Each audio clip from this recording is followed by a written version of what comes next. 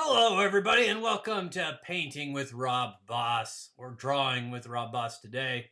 Today we're going to be drawing an eye from a reference photo using a grid. You're going to need a pencil, a tortillon or blending stump, an eraser, a piece of 9 by 12 paper, a ruler, and a reference image. A colored pencil would also come in handy.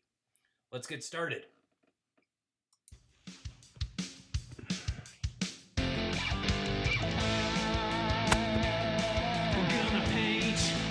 Tell me that you ain't. We're gonna draw, cause I'm laying down the law. We're gonna art. If you don't like it, smell a flower. Cause I'm out there without power. Who's the boss? Who's the boss? Who's the boss? If you have a license, paint with rubber.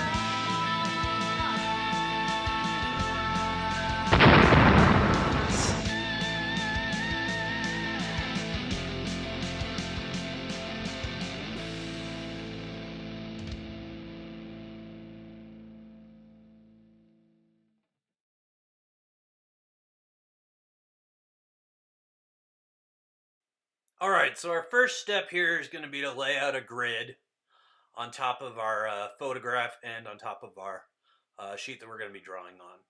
So we want our grid in both cases to be 8 inches by 10 inches. So your printout here should be exactly, or pretty dang close, to 8 inches by 10 inches here. So I'm just going to use a ruler to lay out a grid on top of there. I'm going to start by laying my ruler across the page here horizontally, and then I'm going to make marks every inch. So I'm going to use a colored pencil, and that way the grid will stand out a little more. It'll be easier to see on the photograph. And I'll use regular pencil on my drawing paper. So, yeah, let's get started. I want to look at my pencil for a little bit. Okay, so I want to line up the 0 on my ruler with the very edge of the photograph. I'm going to make a mark every inch. After I do that, I'm going to flip the photograph and I'm going to do the same thing on the opposite side. And then I'm going to connect the marks together. And I want to mark on both the top and the bottom. And I want to start from the same side.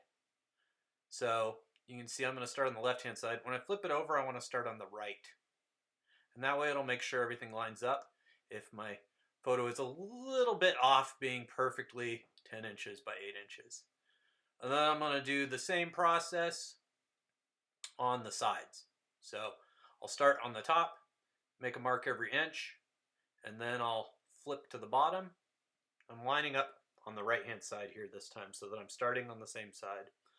I'll connect these marks to the marks I already did on the top, and then I'll do the same thing on the two sides, and it should make me a 1 inch by 1 inch grid. I want to be as careful and precise as I can with this. I'll get much better results that way.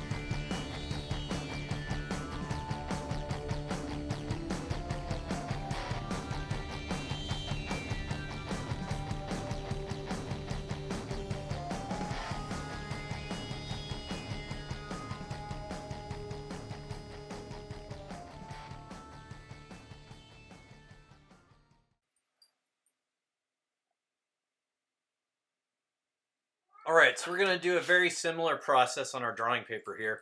Now our drawing paper is a different size.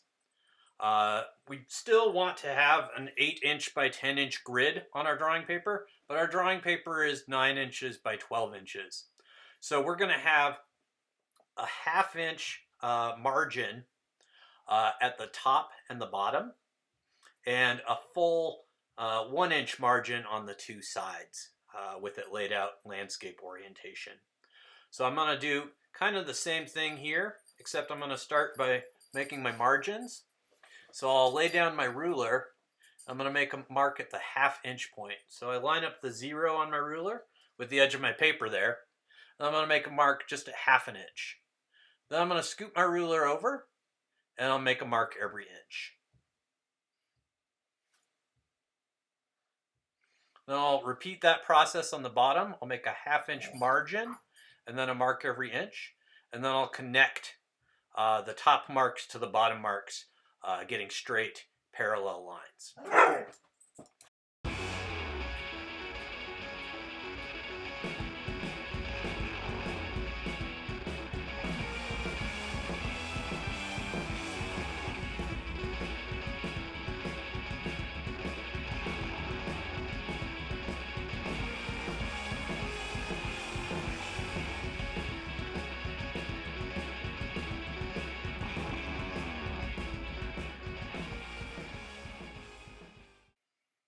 Alright, so now I'm going to do the same thing going sideways.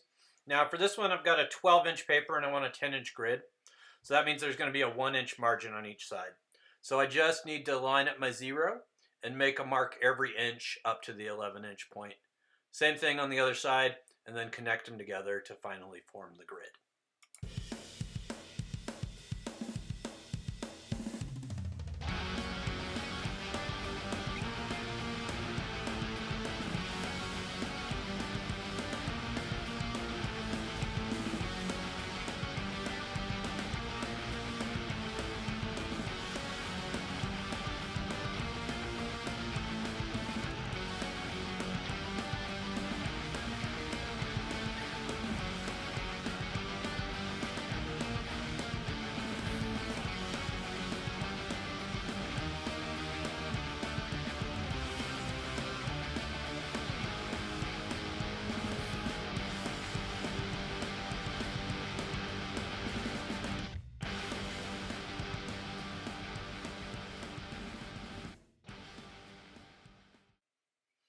Now I'm going to add labeling to each column and row. This just helps you to figure out where you are in the picture. It's really easy to get lost on these grids and put things in the wrong box. So if we label each column and row, it makes it a little easier to figure out where we're at. So I'm just going to go down the left-hand side. I'm going to start with A, and I'm just going to letter each row all the way A through H. I'm going to do the same thing on my drawing paper, and I can just do that in that margin. And then going across, I'm going to number 1 through 10 for each column. And I'll just add the same thing in the left-hand margin on my drawing paper, and then in that ½ inch margin along the top of my drawing paper.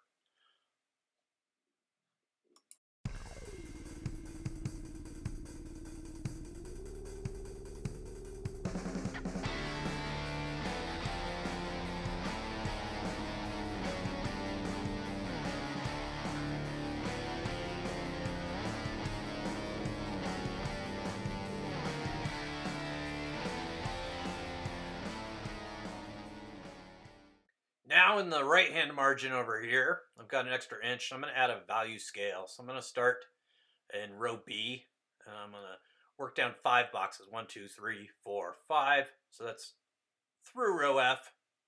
I'm going to do a 5-tone value scale. So I'm going to start off, I'm going to leave that top box empty. That's going to be the white of the paper. That's our highest value. And then I'm going to work down from there.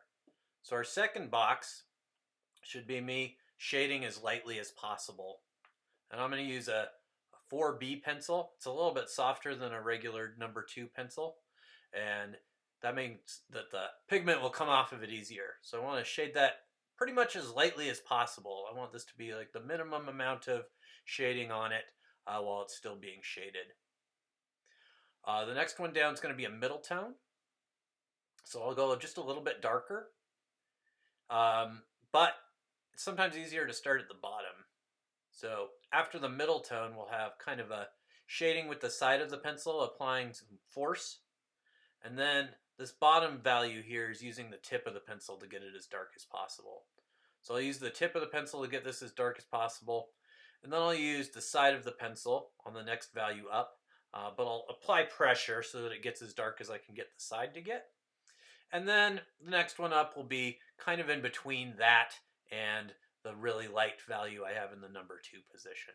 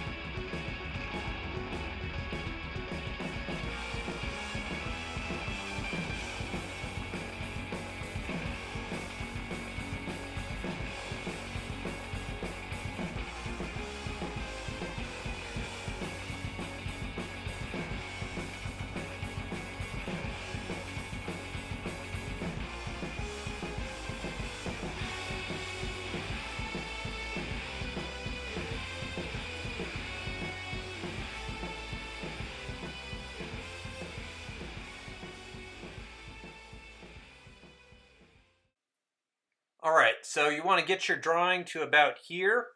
Make sure that your grid is laid out on your photograph, and you can pause it here for as long as you need to get to this spot, and then we'll move on to the next step.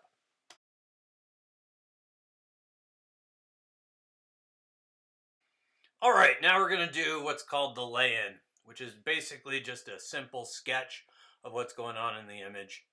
And it's going to be our guideline as we add the shading, but we want to kind of lay in the important edges. So I'm going to look at the kind of eyelid where it's touching the white of the eye. I'm going to look at the iris and the pupil. I'm going to look at some of the shadows that are created in the eye folds up here. And I want to just kind of lay in some lines to guide me when I start the shading process.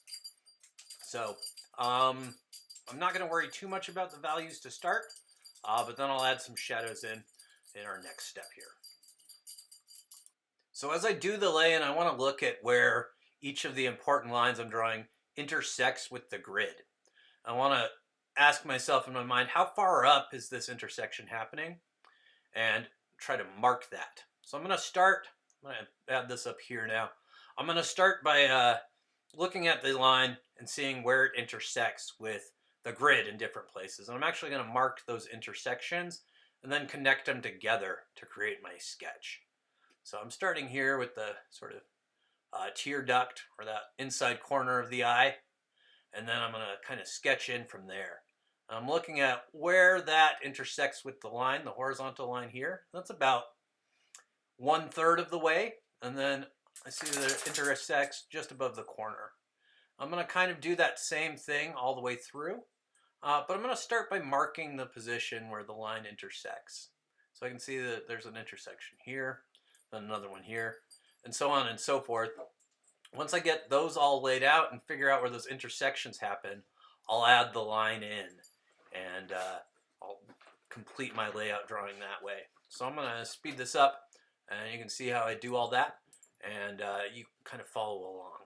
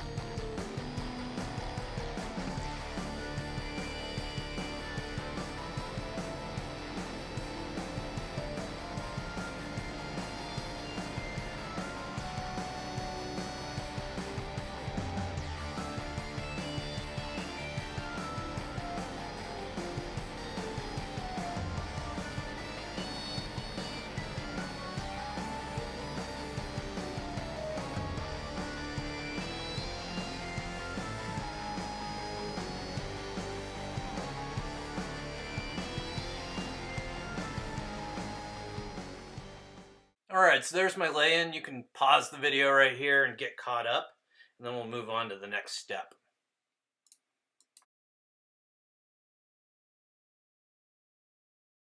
Alright, so now for the next step, we're going to block in the shadows. So what I really want to do is kind of squint my eyes and simplify the image, make it a little blurrier. I want to look at all the areas that are shadows. So if I look at my value scale on the right, it's going to be anything that's a 4 or a 5. And I want to kind of block those in as much of a solid, flat, massive shadow as I can. So I'm going to work through those and try to add shadow to all the places I see it. And then I'm going to go back in and work on what we call the highlights and halftones, which are the 1s, 2s, and 3s on my value scale, and add those in. At the end, I'll be adding my really dark shadows, my 5s, but I saved that because those are mostly going to be details. And the later I do them, the more of that darkness and value they'll be able to retain during the drawing process. So go ahead and follow along with me and just block in anything you see that looks like a shadow, looks like a 4 or 5 on that value scale on the right side of your page.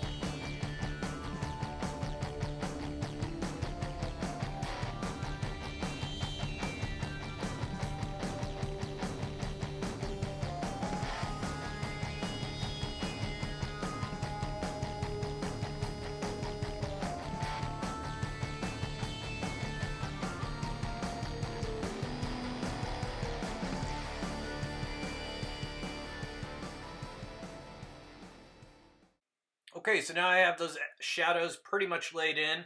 They don't have to be perfect, you just want them in the general area. You can use your Tertullian to smooth them out as much as you want, but we can wait on that as well. You can pause here for a little while to get all caught up and get those shadows all blocked in, and then we'll add the highlights and halftones. Alright, so now we're going to add highlights and halftones. I think the easiest way to do this is kind of taking a column by column approach. So what we're going to do is we're going to take our reference sheet in just a second here, and we're going to fold it so that I can just see the first column, column number 1. I'm going to lay that down and line it up with my paper, kind of flattening out the shadows here before I get started with that. But then I'm going to work column by column, and I'm going to look at the first column in the picture and compare it to the first column in a drawing. I'm going to work down row by row and try to make each box in the grid match the reference image as much as possible.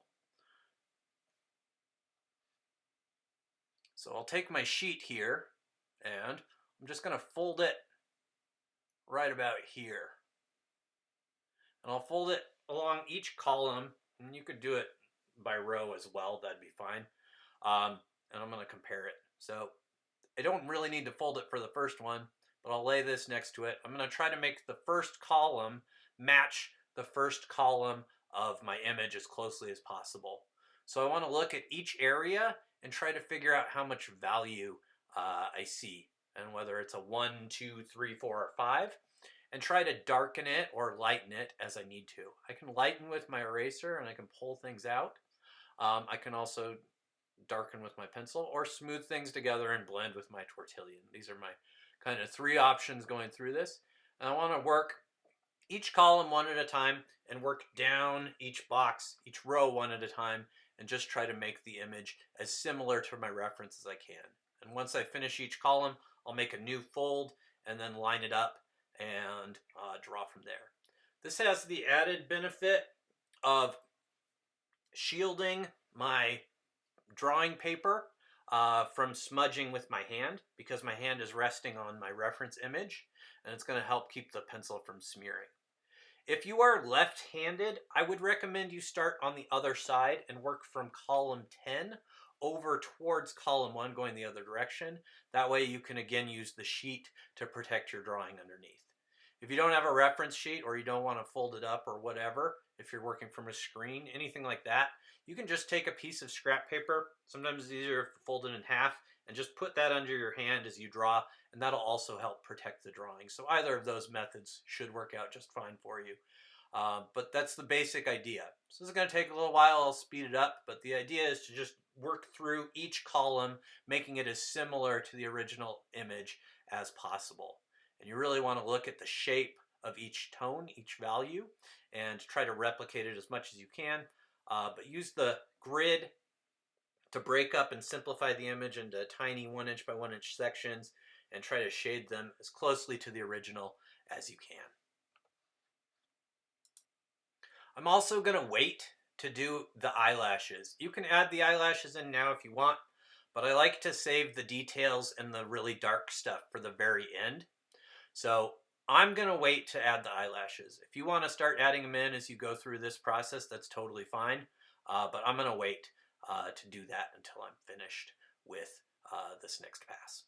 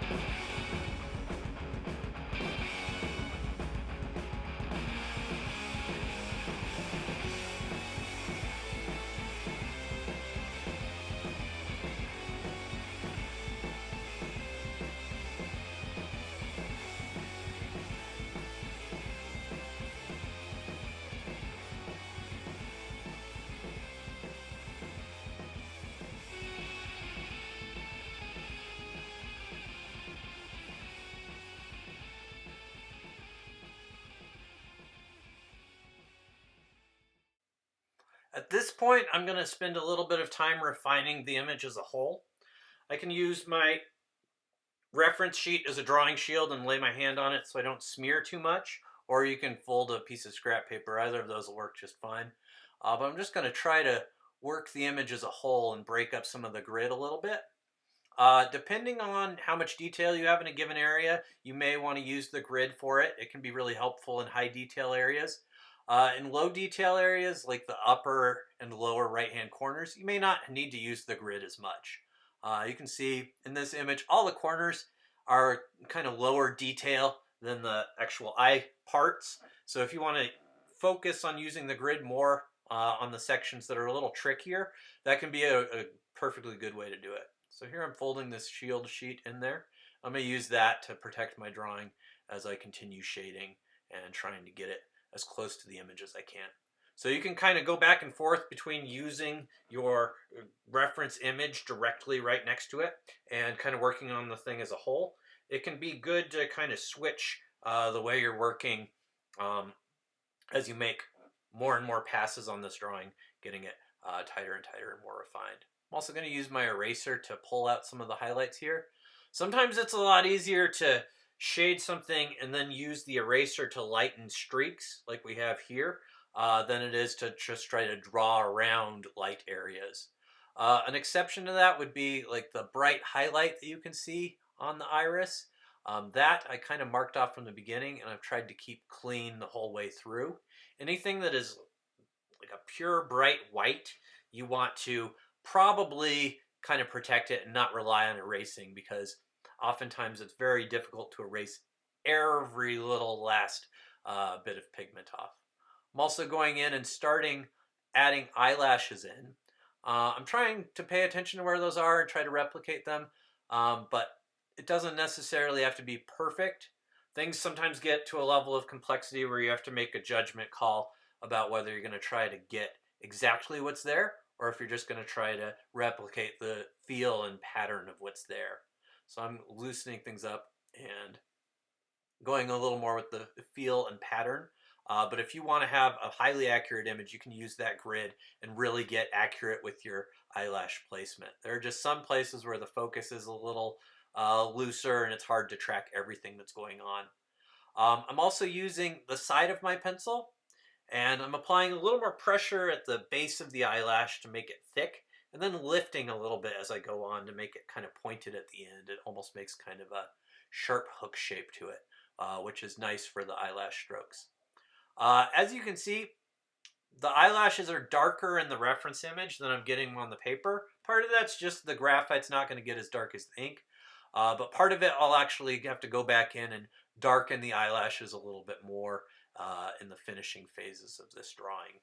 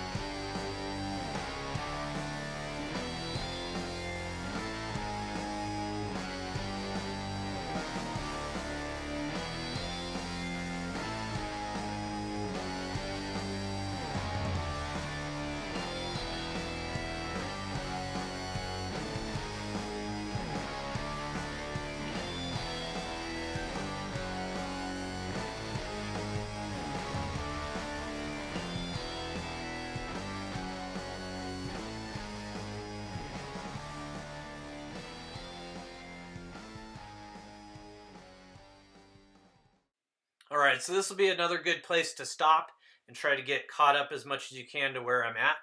Then after that, we're going to go into just details and refinement. So I'll get back with you and kind of explain what I'm doing, and then we'll run through that.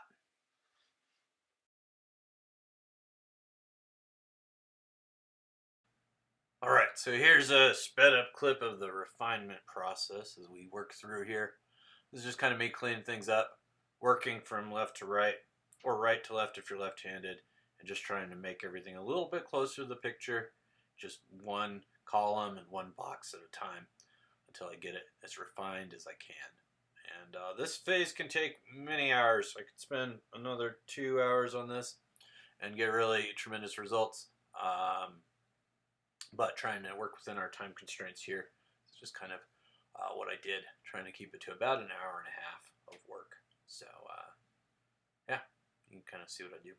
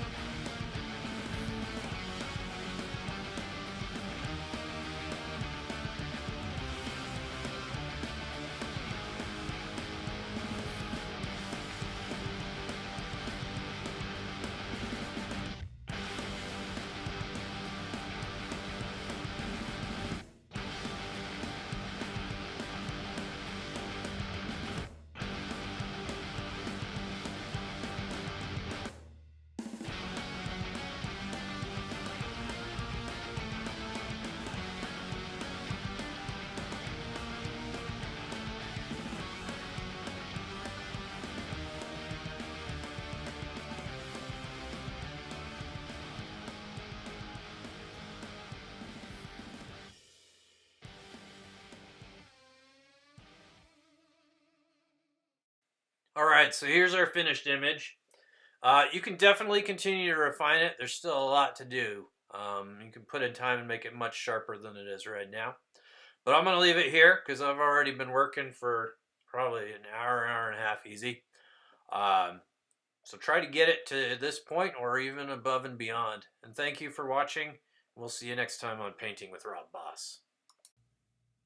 Hello, it's time for viewer mail. So we got a question today. This question comes from Chad 6'8", 7'2", 7'7", 6'8",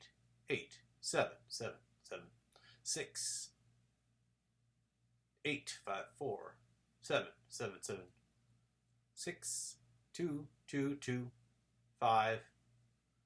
Chad rules. 8'3", 9'2", 5'7", 7'7". Chad writes, sick nunchuck skills. Why did you include those in a painting video, though? I'm having trouble understanding. I put the nunchucks in the painting video because of two things. One, I want everybody to understand the importance of having a well-balanced life. It includes some kind of fitness routine. And I prefer the chucks. Nothing really gets me as amped to get some exercise in as nunchucking. The other thing is, YouTube can be a rough place. There are a lot of trolls and bullies and trolleys around here.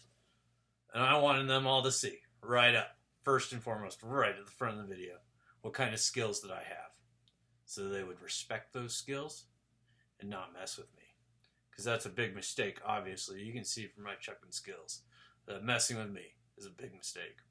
I'm also personal friends, I try not to name drop, with a very famous bounty hunter from TV.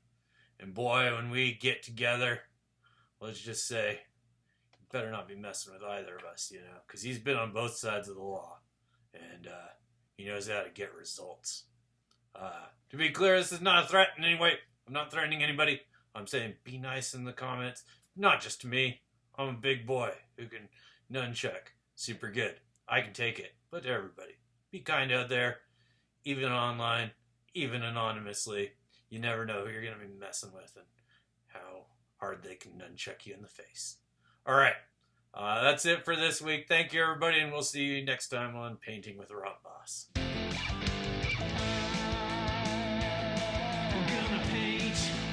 Tell me that you ain't. We're gonna draw, 'cause I'm laying down the law. We're gonna art, If you